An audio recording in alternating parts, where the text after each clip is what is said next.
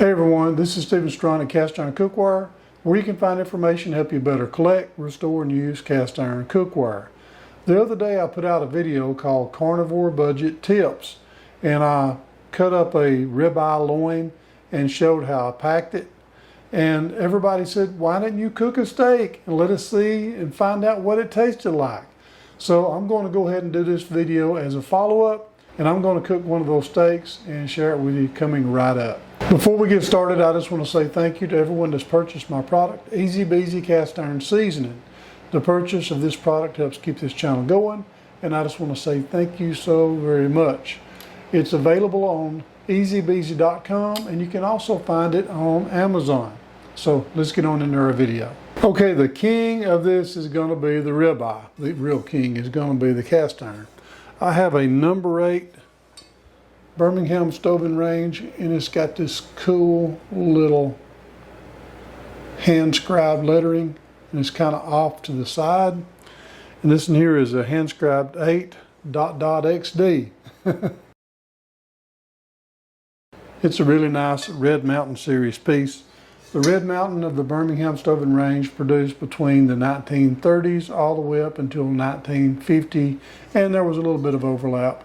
And I do believe there was a few produced before 1930, maybe the first 10 years leading up to the official Red Mountain era. I'm going to be using this one right here, and it's got a great surface, nice and shiny.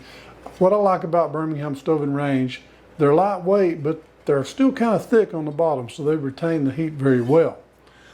Another little trick I'm going to use is I've got this little Lodge bacon press, and I'll go ahead and set it right down inside my pan while I preheat it. First of all, I'm going to heat it, and you want to make sure you got a good vent fan because you're going to get some smoke. So I'm going to get this thing piping hot when it's starting to smoke a little bit. And as soon as it does, I'm going to throw some butter on there and throw that ribeye in the skillet. So let me pull the camera down so you can see what I'm doing. Now I've got this huge wok burner, so I get nice even heat. So I'm going to go ahead and cut it on. See, I got a nice even ring. Now if you're worried about heating up too fast, you can cut it on low to begin with. But I'm getting good heat even coming around the edges. Another tool that I love using is my Thermapen. I've had this thing for a long time. It's the Thermapen Mk4. I will leave a link to this in the video description. It's one of my favorite thermometers. It's quick, fast, instant read, and it gives you the information you need. And not just that, it's also waterproof, which I love that. It's easy to keep clean. And while we're waiting on this to heat up, here is the star of the show, the 1 pound ribeye and the ½ pound ribeye that I sliced in half. And one thing about having this little piece in the middle, it takes a little while for the heat to transfer through. It kind of absorbs the heat from the pan, keeping the pan from heating up too quickly. So I get a nice even temperature. The sides of this pan is already very hot. Definitely going to use oven mitts. If you hear a little bit of whooshing airs, I've turned my vent fan on wide open because we're going to need it. Okay, I'm starting to get a good bit of smoke. I don't want to get it so hot that it's going to burn my seasoning off. I'm going to add some butter. I'm going to go ahead and make sure I got butter added to my little top as well. So here we go. 1 ribeye, 2 ribeyes, and then we're going to, a little pressure on there. Okay, we got a little bit of smoke going right there.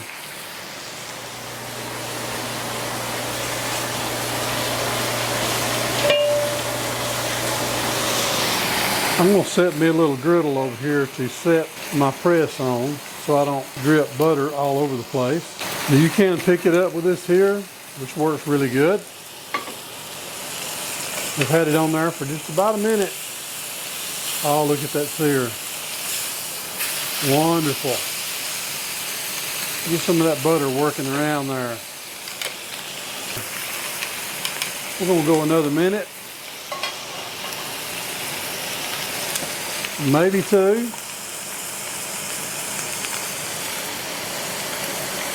Was some wonderful smells coming off of that.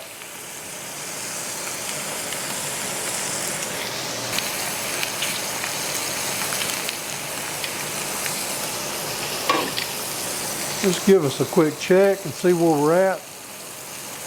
92. This one's going to cook a little faster. So I'm going to go ahead and turn it up on this edge. Oh yeah, this is looking nice. We'll sear that edge a little bit.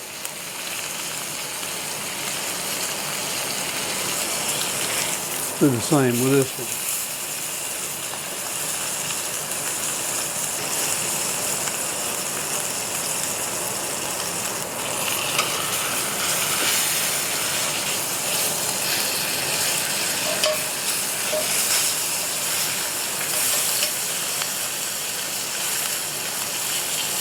That's wonderful.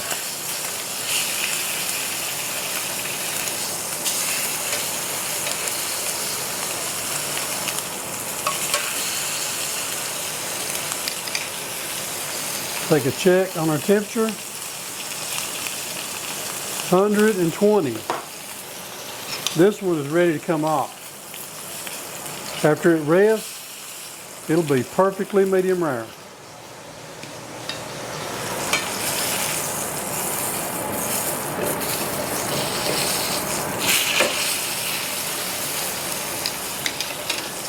Now let's check this one.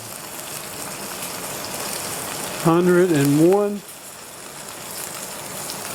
106. We're going to give this one just a little more. Now when we get to about 115 to 120, I usually take it off because it will keep increasing on the internal temperature for a little bit while it's resting. It'll kind of normalize. 106.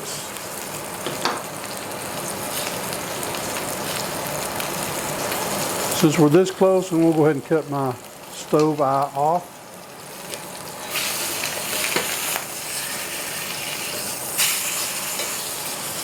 If you want to, you can also add a little bit of pressure. It's not going to squeeze out the juices. It's just making sure I got plenty of good contact. Sometimes a piece will kind of get rolled up and they'll just kind of keep it flat. See where we are now. 110. I'm going to go ahead and pull this baby off. And put it on the plate. Now ain't that pretty? You can just hear it singing. One thing I am going to do is I'm going to put a dollop of butter on here.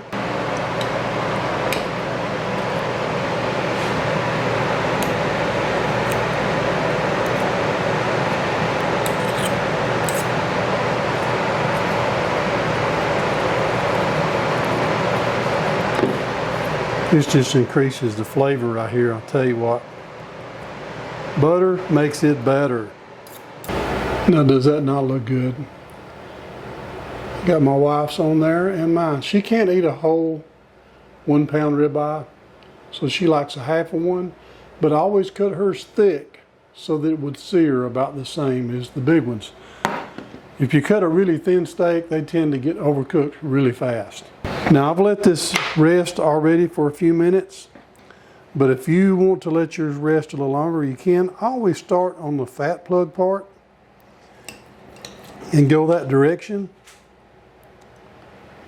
before I go into this part, but I'm going to go ahead and cut into this part just so you can see how wonderful this thing is.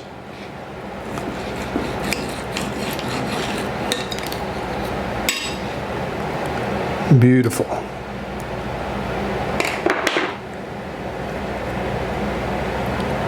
Perfectly medium rare.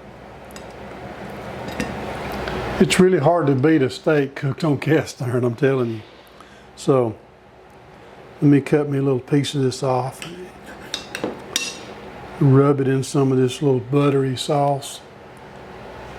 That is delicious. Still got a little steam coming off of it.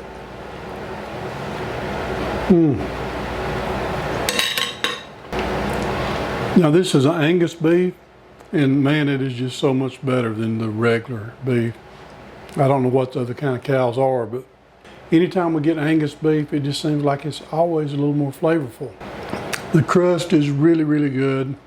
That buttery crust, and it's got a nice crispiness to it. And then you get in the juicy part of the center. And you just can't hardly beat it. And this is one of the reasons why I've been able to stick to the carnivore diet, is because it is just so delicious. I hope that you've enjoyed this video, and if you have, please don't forget to subscribe, hit the notification bell, and I promise I'll keep more coming. And please subscribe.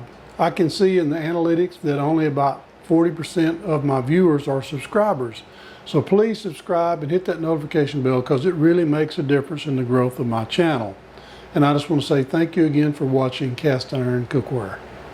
Before you go, I would like to share something with you really quickly. In Genesis chapter 1, verse 1 through 5, it says, "In the beginning God created the heaven and the earth was without form and void, and darkness was upon the face of the deep. And the Spirit of God moved upon the face of the waters. And God said, Let there be light, and there was light. And God saw the light, and it was good. And God divided the light from the darkness. And God called the light day, and the darkness He called night. And the evening and the morning were the first day." I just want to say, share the word and be a blessing.